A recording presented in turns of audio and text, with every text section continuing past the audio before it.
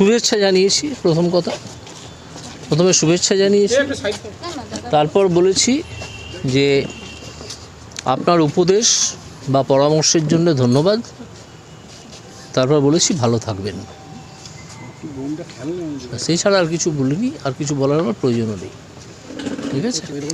হ্যাঁ বলেছি তো, হ্যাঁ আমি বলেছি যে মমতা বন্দ্যোপাধ্যায় আমাকে উদ্দেশ্য করে বলেছিলেন যে আগে ছিল কেউটে, এখন হয়েছে গোখরো। শুধু গোখরো না, চন্দ্রবড়াও হতে পারি, আপনারা সাবধানে থাকবেন। সেটা নিয়ে পাল্টা দেবাংশু হত্যা মন্তব্য করেছেন। কে দেবাংশু?